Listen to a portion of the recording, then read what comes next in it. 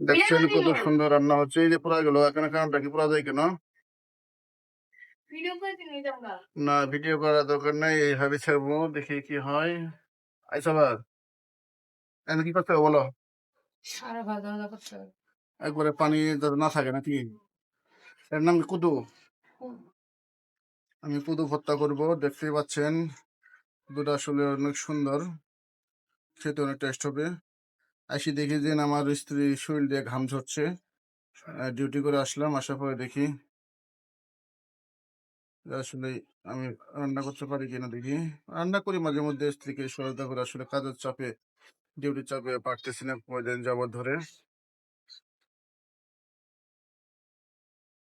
এটা একবারে ভাজা ভাজা করতে হবে। ভাজা ভাজা করার পর এটা নামায় ফেলবো। আপনারা দেখতে পাচ্ছেন, আমরা যারা সংসার জীবনে আসলে অনেক কষ্টের, আর এই রান্না কাজটা অনেক কষ্টের। যারা বোঝে না তারা আসলে স্ত্রীর উপরে অনেক অনাচার, অবিচার, অত্যাচার করেন। তাদেরকে বলছি, স্ত্রীকে কখনো, স্ত্রীর উপর কখনো অন্যায় করবেন না। আচ্ছা, অন্যায়, অনাচার, অবিচার করবেন না, কারণ স্ত্রী হচ্ছে আপনার ঘরের লক্ষ্মী। স্ত্রীকে সবসময় ভালোবাসবেন, তাহলে আপনার ঘরটা আলোকিত হয়ে যাবে। ঠিক আছে? আর ও কারণে স্ত্রীকে কখনো আঘাত করবেন না, আঘাত দিবেন না, মনে হোক, কথাই হোক, কাজে হোক, কখনো আঘাত করবেন না, আঘাত দিবেন না। কারণ স্ত্রীর চোখের পানি যদি এক ফোঁটা ঝরে পড়ে আপনার কষ্টের কারণে, তাহলে কিন্তু এই এক ফোঁটা পানির জন্য আপনাকে বিচারের মুখোমুখি হতে হবে হাসরের দিন। ঠিক আছে? যাতে স্ত্রীর চোখের পানি না ঝরে, সেভাবে স্ত্রীকে ভালোবাসতে শিখুন সবাই। আর স্ত্রীর কাজে সবসময় আপনারা সহযোগিতা করবেন, যতটুকু পারেন। যার যার নিজ থেকে যতটুকু পারেন সহযোগিতা করবেন। আপনারা দেখছেন, কারণ স্ত্রীর এক ফোঁটা চোখের পানির হিসাব কিন্তু আপনি দিতে হবে।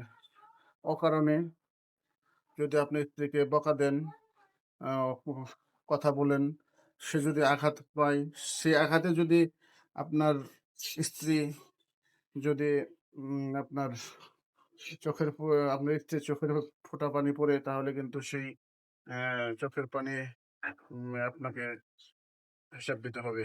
সেজন্য সবাইকে বলছি, আমার মতো সবাই স্ত্রীকে ভালোবাসুন, স্ত্রীকে আদর করুন। সে স্ত্রী হচ্ছে ঘরের লক্ষ্মী, এটা আপনার বুঝতে হবে। ঠিক আছে? অনেক অনেক ছেলেরা আবার ভাবেন না যে আমি আহ, পাম দিচ্ছি, এটা বলি না আবার। ঠিক আছে? কারণ আমি আসলে স্ত্রীকে ভালোবাসি মন প্রাণ থেকে। এই যে পেঁয়াজ কেটে আনছে, মাছ ভাজা, এই যে আছে এখানে। আসলে একটা কল আসছে, মানে এমন সময় কল আসে তখন আপনার সেই ব্যালেন্সটা থাকে না। মরিচ কাটা হচ্ছে, মরিচ ভাজা হবে এখন, তাই না? এই যে মরিচ ভাজতে চোখে মনে লাগতে পারে, যে কোনো সময় ফুটে আসতে পারে। এটা কিন্তু মরিচের অভ্যাস। কারণ মরিচ যদি আপনার কাঁচা মরিচ যদি ভাজেন, তাহলে কিন্তু ফুটে যায়, চোখে লাগতে পারে, চোখ কিন্তু পোড়া যাবে বা চোখ ঝালা পোড়া করবে। সেজন্য বলছি সবাই সতর্কভাবে ই করুন। একটু তেল দেবো আমি এখন, দেখতে পাচ্ছেন, একটু তেল দিয়ে ভাজতে হবে। এই যে তেল পড়ছে, তো পড়ছে না কেন? পড়ছে না দেখি, এই পড়ছে। এই যে তেল পড়ে গেছে, দেখেন। এখন কিন্তু পড়ার সম্ভাবনা আছে। এই জন্য আমি কিন্তু সতর্ক অবস্থা থেকে কিন্তু নাড়াচাড়া করছি, দেখছেন। আসলে কিন্তু আমি ঘেমে যাচ্ছি। আসলে স্ত্রী যাদের আছে তারা বোঝেন রান্না যে কত কষ্টকর। মেয়েদের জীবন আসলে খুব কষ্টের। কারণ তারা বাবা মা ছেড়ে, ভাই বোন ছেড়ে আপনার সংসারে আসছে। যদি আপনি তাকে কষ্ট দেন, মনে কষ্ট দেন, তার চোখ দিয়ে পানি ঝরে, তাহলে সে অনেক কষ্ট পাবে। কারণ তার প্রিয় বাবা মা, প্রিয় ভাই বোন, প্রিয় বিছানা ছেড়ে আপনার কাছে চলে আসছে একটু আদর, মমতা, ভালোবাসা পাওয়ার জন্য। সে যদি ভালোবাসা আপনাকে না দেন বা না বাসেন, তাহলে কিন্তু সে মনে কষ্ট পাবে, তাই না? এটা সবাইকে বুঝতে হবে। আমি কিন্তু আসলেই যতটুকু আপনারা বুঝতেছেন, আমি স্ত্রী কতটুকু ভালোবাসি, এটা আল্লাহ পাকই ভালো জানে। আমি কিন্তু স্ত্রী কখনো মনে কখনো কষ্ট দেই না, আর ভবিষ্যতেও দিব না। আপনারা যদি আমার জন্য দোয়া করবেন, আমার স্ত্রীর জন্য দোয়া করবেন। আর সবসময় স্ত্রীর পাশে থেকে তাদের যতটুকু পারেন সহযোগিতা করবেন, সহযোগিতার হাত বাড়াবেন। দেখছেন তো মরিচটা ভাজা হচ্ছে, এরপরে তেল ভাজা হবে। হ্যাঁ, তো বন্ধুরা সবাই সবাই একটু আমার লাইভে আমার এই ভিডিওটা সবাই শেয়ার করে দিবেন। আর আমি যে বলছি স্ত্রীকে ভালোবাসবেন, এটা একটু সবাই একটু যদি ভালো লাগে আমার ভিডিওটা অবশ্যই লাইক, কমেন্ট, শেয়ার করবেন। ঠিক আছে? এই যে দেখেন, এই যে দেখেন মরিচটা যেভাবে ভাজছে, যদি আপনার স্ত্রীকে কথার মাধ্যমে এভাবে মরিচের মধ্যে ভেজে একেবারে শুকনা করে ফেলেন, তাহলে তো স্ত্রী কষ্ট পাবেই। যেখানে আদর, মমতা, স্নেহ, ভালোবাসা আছে, যেখানে সংসার করবেন টুকটাক তো স্বামী-স্ত্রীর মধ্যে ঝগড়া লাগবে, এটা স্বাভাবিক। তারপরে কিন্তু রাগ অভিমান সবারই আছে। যদি আপনি এই মরিচের মতো আপনার বউকে সবসময় গালিগালাজ করেন এবং সবসময় আ বকা দেন, তাহলে কিন্তু এই মরিচের মতো আপনার বউয়ের মুখ এবং মনটা একবার ভাজা হয়ে যাবে। তো বন্ধুরা এখন আমি পেঁয়াজ দিচ্ছি। পেঁয়াজের মধ্যে তেল দিচ্ছি। আমার দেখতে পাচ্ছেন কত সুন্দর হচ্ছে জানি না। আমার ভিডিওটা অবশ্যই আপনাদের জন্য ভালো লাগবে আশা করি। কারণ এখানে কিছু শিক্ষণীয় বিষয় আছে যা বললাম, অবশ্যই আপনারা মনোযোগ দিয়ে শুনবেন এবং স্ত্রীকে ভালোবাসতে শিখবেন। এই রান্নাঘরে যেহেতু গরম, প্রত্যেকজনের রান্নাঘরেই কিন্তু অনেক গরম হয়। ঠিক আছে? এই গরমের মধ্যেই স্ত্রী আপনার জন্য কখন তার প্রিয় স্বামী আসবে, তাকে তার খাবার রেডি করতে হবে। অনেক কিছুই সেজন্যই সে এই গরমের মধ্যেও প্রিয় এই স্বামীর জন্য রান্নাবান্না করে। দেখেন এখানে আ শাক ভাজা হচ্ছে, এটা মূলা শাক। এটা মূলা শাক হচ্ছে এটা অতত্যাবি। ঠিক আছে? এটা মূলা শাক ভাজা হচ্ছে। আমার বাসায় আসলে সবসময় গেস্ট থাকে না, সেজন্য আমি নিয়মিতভাবে রান্নাবান্না করতে পারি না। আমার ওয়াইফটা আসলে অনেক ধৈর্যশীল। আসলে ব্যবহারে বংশে পরিচয়। অনেক কষ্ট করে। তারপরেও কিছু বললে তো সে হাসি ফেলে দেয় যে কিছুই তার মনে হয় না। ঠিক আছে? যদি আপনি মনে অনেক ডিউটি করে একটা যদি আমি একটু রাগ করি, আমার বউ সঙ্গে হাসি দিয়ে সেই প্রিয় তার স্বামীকে ভালোবাসেন এবং খাবার তৈরি করে দেন, পানি দেন। আমি ডিউটি থেকে আসার পরে কিন্তু সে আমাকে ১ গ্লাস করে পানি দেয়। ঠিক আছে? কারণ জানে যে কষ্ট করে আসছে। সেই কষ্ট করে ১ গ্লাস পানি খেয়ে মাথাটা ঠান্ডা করবে। তার প্রতিদিন কিন্তু এরকমই করে। আর সকালবেলা তো কথাই নাই। সকালবেলা যখন আমি বের হয়ে যাই, তখন সে আমাকে কিছু না দিলেও আমার যে পোশাক-আদি আছে সবকিছুই সম্পূর্ণ রেডি করে রাখে।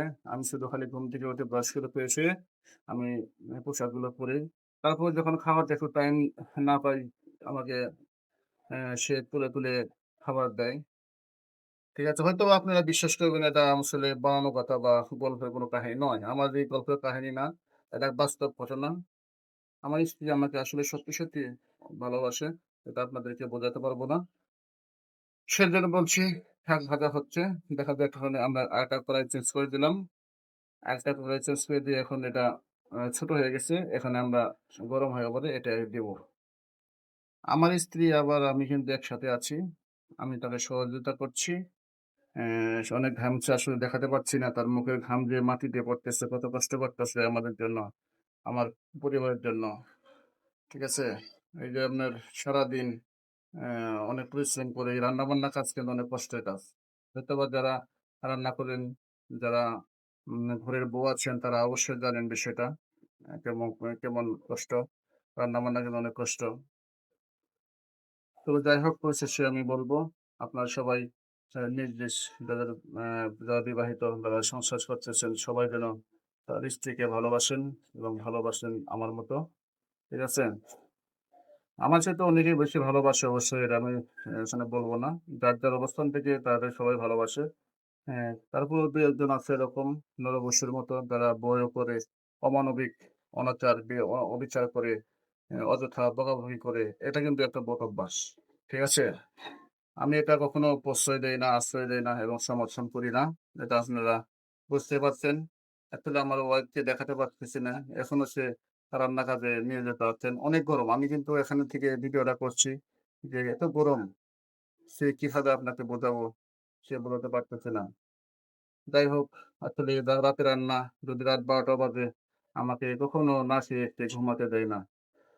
এটাই আমাদের ভালোবাসা আসলে।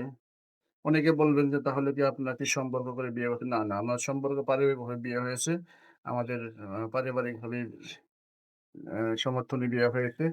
আমিও ১ম দেখাতে তাকে পছন্দ করেছি। ঠিক আছে? আসলে মানে রূপে নয়, গুণে তার পরিচয়। ঠিক আছে? শুধু আপনি রূপ দেখলে হবে না।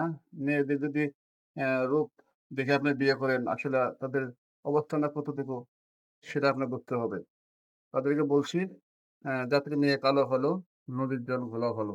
এভাবে দেখে, দেখে আপনারা যারা ইয়াং ম্যান আছেন, যারা ভবিষ্যতে বিয়ে-শাদী করবেন, তারা এই কথাগুলো বিবেচনা করে বিয়ে-শাদী করবেন।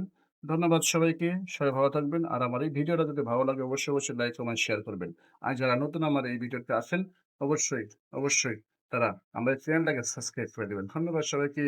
আল্লাহ হাফেজ। ভালো থাকবেন সবাই।